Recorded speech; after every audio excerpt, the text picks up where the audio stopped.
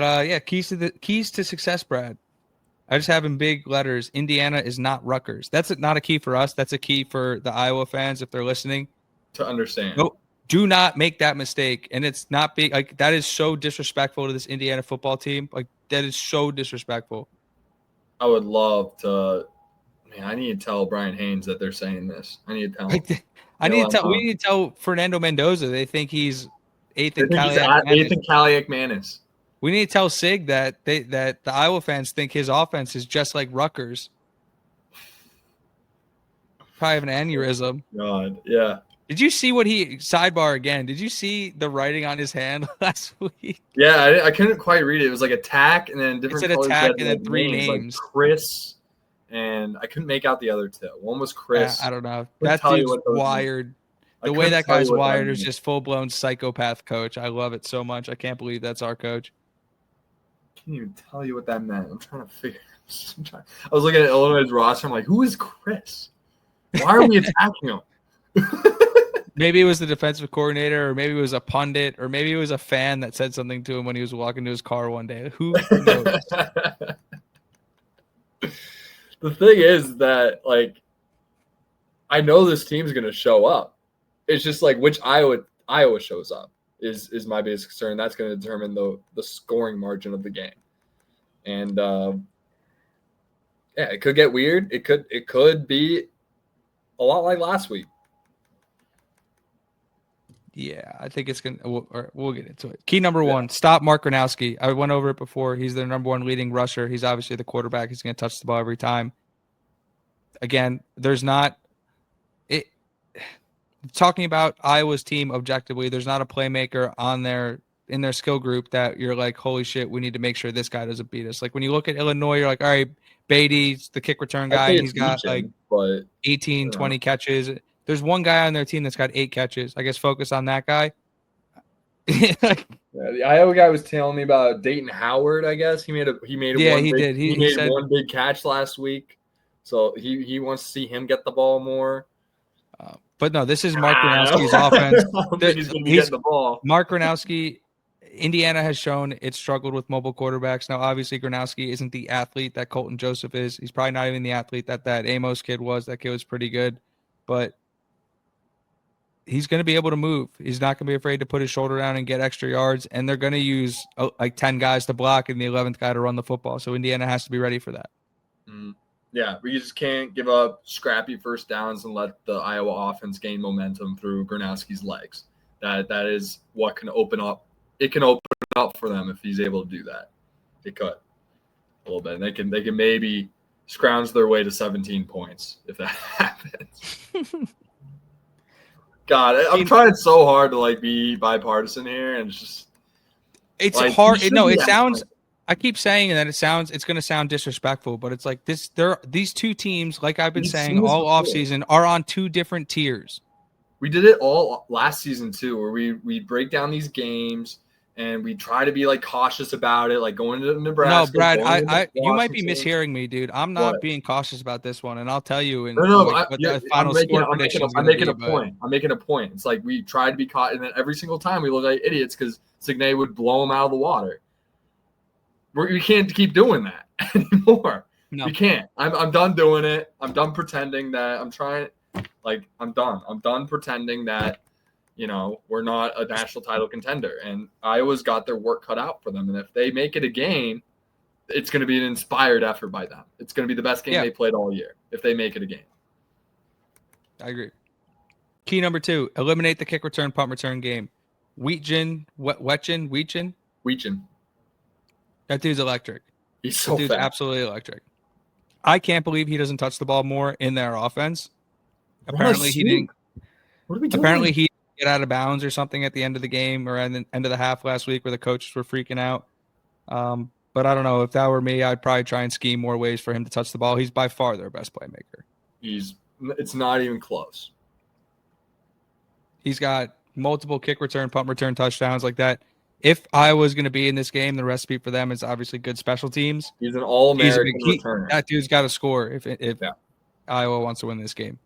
So don't let you have to score like 3 punt returns for them to have a shot. It's like at that level. So he's got to stop them. I guess if we just don't punt, I mean, that would be a great solution to that. Done it before. Key number 3, protect Mendoza. Again, the Iowa guys weren't super thrilled with the way their pass rush had showed up through like 3.5 games. I think it turned up a little bit in the second half of the Rutgers game. We've seen what Mendoza can do with time to throw. We know those guys on the outside are going to be able to get open. We've heard the way the Iowa guys are talking about their corners. These guys are going to be open. As long as Fernando Mendoza has enough time to throw, the Indiana's going to move the ball up and down the field. So protect the guy. Keep him upright. Don't let him get hit. And just keep this thing moving. Yeah, exactly. Okay, John's giving me shit for my 6 rating on special teams. Can I address it? Can I address why I gave it a 6? I did bump it up to 7, but here's the thing. I question Radicic's range. The fact that we can't kick a 50-plus yard field goal is concerning for me. We can't even kick he's questionable 40-plus out at this point. And we thought he was going to make a big jump, and we just haven't seen it. He hasn't attempted one beyond 40 yards. I do like going for it on 4th anyways, so it's not the biggest deal in the world. Because, if we're in field goal range, might as well just go for it, on 4th and see if we can score a touchdown because we're pretty good at it. The reason why is just the backup punter, and I've seen too many mishaps on special teams in a small sample size with Cignetti to give us an 8 or a 9, right? I've just seen too much. The Caleb Downs, the Ohio State games, still got a bad taste in my mouth from that. Yeah, but I mean, with Frankie kicking it out of the end zone every time, great stuff. Our ability to block punts, great stuff. But it's just our inability to kick long field goals. I just can't give that an 8 or a 9. I just can't do it. And we got the backup punter, so I think 7's a fair score. I think it is. I don't know. I thought it was a little crazy when you said it. I was trying to seem just a little bit not crazy, to these guys that I was going 9-9 on offense and defense. Obviously the main 2 phases. I mean, listen, I only said 9 for offense because Mendoza doesn't run a 4.4. If that dude had blazing speed, then it'd be over. That'd be a 10. They said 10 was the best offense in the country, and I think we're number 2 or number 3. So I'll give us a 9, right? Because I think USC is really fucking good at offense. They have a shit defense, but they are really good on offense, and that's a team to watch. That's a team we might see later this year, but one game at a time. Guys, are we going to have to pay for Peacock or what? Yes. Or just go to Sluggers. Or just, go to a bar. I imagine they'll have it on, and they should have it on a TV. Any sports bar should have it on. But it is annoying that they put these games behind a paywall, especially a game like Indiana, Iowa, where you have 2 fan bases that the greedy ass Peacock execs are sitting there going, I know who's going to pay for this one. Yeah. Exactly. Yeah, Stream East. There we go. Number 4, show improvement when dealing with the crowd noise. Obviously, I'm confident Fernando Mendoza is going to have a huge game, have to be a great communicator. But you look at who's handling most of the communication on the offensive line, Pat Coogan. That's a guy who's played in a ton of big games, a ton of crazy environments. That dude's not going to be shook by going to Iowa on a Saturday in September. I just think they're going to be able to deal with the crowd noise. Again, Sig said they've been dealing with some stuff or practicing some stuff. We'll see what they end up coming out with. I would be stunned if this coaching staff had an entire off season to deal with essentially one issue and didn't come up with a viable solution. 100%. I'm looking up Fernando Mendoza's game log in hostile environments. Yes. Mm-hmm. At Auburn. 25 for 36, 233 yards and 2 tutties, 0 picks. At Florida State, where they lost, 14-9. Remember, bad O-line. 22 for 36, 300 yards and a pick. Not bad. Not what we're going to see from him ever. If he's going to throw a pick, he's going to throw a touchdown pass. He'll never go over 1. And then at Pitt, I'll call that one a hostile environment too. They lost this game 27 for 37, 272 yards and 1 touchdown. That's a pretty standard day at the office for Fernando Mendoza. I don't really see any drop-off in any of those games. The kid shows up in big moments. We all saw the Miami Cal game last year. He's a gamer. We saw the Illinois game just last week. He shows up in the big moments. That's something that maybe we didn't even talk about enough in the offseason. Said this kid is legit. Like, he has all these tools, right? He's got this. He's got this. He's got the arm. He's got the legs. 6'5". Dreamboat. Like, yeah, he's fucking stud. And you know, some guys fold under the pressure, but he doesn't. 98 yards with my boys at Stanford, rivalry game. Showing up against Miami. College game day, Saturday Night Lights. They should have won that game. They got absolutely hosed in that Miami game. They got robbed. I remember there was like some bad call, and they should have won. And but he showed up. And yeah, Fernando shows up when the lights are brightest. And that's been a common theme that I don't think we've talked about enough. Obviously, he has all these intangibles, but obviously that's translating to not just the entire team, but also his own performance on game day in these big environments. And I trust the kid. I trust him. I do too. Full-blown trust him. Number 5, get a single turnover. Again, this Iowa team is not going to kill you with explosive plays. They don't force turnovers themselves. Win the number of possessions battle. If Indiana has the football more than Iowa, they're going to score more points. That's just like feels simple, feels easy. You just get out, get ahead, stay ahead. Put enough of a gap in between you and this Iowa team, and they're just not going to have enough to keep up. They just won't. Mm-hmm. The crowd can't go out there and catch touchdown passes. Yeah. And keep your composure. Like, if shit gets weird and they come out with a touchdown, we have like 2 straight 3-and-outs, like, we're fine. We're fine. Yeah, we have more than enough firepower to make a comeback and more than a good enough the first play. We're fine. We're fine. Let's just not get rattled by the crowd noise and just take care of business and one play at a time. Smart, fast, physical, relentless, smart, disciplined, poise. Like, just keep it back to the basics. That's why we have these monikers. You have a score prediction? Score prediction. Ooh, it's fun because I know yours is going to be crazy like it always is. I think I was telling you, like, on the FaceTime was like 27-17, something like that. But the more I think about it, it's just like I think Iowa gets an inspirational 17 points. I think that happens. Oh, wow. I think that happens just because they're at home. I think they score early and they don't score in the second. I think they have 17 and a half and they don't score the rest of the game. Is kind of how I'm going thinking about it. Like, I think it's like 17, maybe 14, maybe we're up 21, 17 and a half. And then floodgates, second half. It's final score prediction, 35-17 Hoosiers. That's crazy. I think it's going to be 28-3. I love that. And I'm probably not giving Indiana's You're probably more on it than me, but I'm probably not giving Indiana's offense enough credit. I know I'm not giving Indiana's offense enough credit. Like, the Rutgers comments honestly have bothered me because any objective person looking at these 2 offenses and the 2 defenses and the 2 run games cannot possibly say the programs are similar in any way, shape, or form. Iowa does not do it. They don't make enough explosive plays in the run game.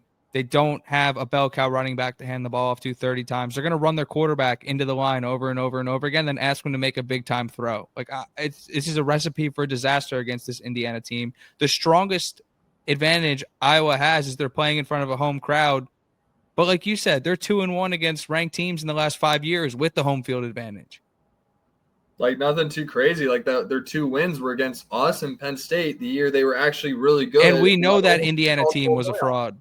Yeah. We know that Indiana team was misranked. They went 2-10 that year, and they ended up they won the Big Ten West. They went to the Big Ten championship. Like, that was a really good Iowa team. They're not as good as they were that year. And the one other time they faced a ranked team at home, they did not win. They lost by a score of 27-14 against a Michigan team that is not as explosive as this Indiana offense is. It's very similar run games. Defense, very, very similar in a sense. Maybe Michigan's might be slightly better, which is kind of why I have that 17. Like, if I'm not comparing us to Michigan. The point is, if Iowa had USC's passing attack and was like number 1 in the country and throwing the deep ball, like I'd be a little bit nervous if they'd be able to put up points. But you look at where the biggest issue in Indiana's defense is Cignetti's been saying it's the safeties and not being lined up properly, and we saw what happened on the long touchdown with Illinois. Iowa doesn't. That's not Iowa's game. Are you kidding me? Like, they're going to drop back and throw the ball deep 40 times a game. Like, they're just going to completely change who they are as a program for this one. It's Even if they do, that's how you get to 17 for them. Like that's like that's what I'm anticipating. Like that's how they get there, is doing that. Yeah, it's gonna. I think it gets ugly. I just can't take 44 passing yards against Albany. I just can't take that seriously. It's gonna be a tough road environment. It's not. No, there's gonna be Indiana's gonna have 8 or 9 guys in the box the entire game, and they're gonna say, "Beat us with your arm." And I don't think that Iowa has the guys that can get open against our secondary. And if I'm wrong, I'm just wrong. Yeah, I think you're going to see a lot of 3 line. I think you're going to see a lot of Bro Hardy and Jones in at the same time. I think you're going to see a lot of our four-man drops. You know, keep no rover. You know, those type of formations, and until they are able to beat us through the air, it's gonna stay like that all game. Yeah, I think it's gonna be a long day. I like the Hoosiers. I like the Hoosiers a lot. That's why I do a podcast on Tuesdays. Yeah, I could be playing volleyball right now. I could be playing basketball with Fumagalli. Yeah, and Jake Butt. I skipped the gym today, dude, because I did the Iowa show. So usually I rip the gym right before this show, and maybe that's why energy. I have all this pent up energy. Because they were telling me that like hitting the gym, that's supposed to be like reviving you, but I guess after a long day, it's just not it for me. But yeah, maybe I gotta keep this going, with the energy. My energy was a little low on Sunday. I had a long Saturday. Yeah, we'll keep the fire, and we're gonna go stupid dummy lit at Iowa City redemption game for 2021. Win it for Carlos Hoosier. Win it for Mike Penix. Win it for TA. I think somewhere TA sees he needs it. Iowa. He needs it right now. You cannot tell me there's somewhere around where TA is like, I don't see TA as like, oh, they're winning without me. No, he's such a positive guy. No, it's got to make his heart happy. There's no way. Totally rooting for us. He loved the state, loved the school. He's out there smiling somewhere. And we paid him $10 million to go away. He's not. There's no way he hates us. There's no ill will. No. Hell, he might come back as a defensive analyst. I could see him doing that. So I love Indiana. Yeah, it would get weird though. He's got some foreign players on the team. I think once all those guys are gone, I think then it can make it a little more sense. Shout out to Tom Allen. I'm not co-signing any of this. All right, fair. Shout out to Tom Allen. That's it. Dumb idea. My bad.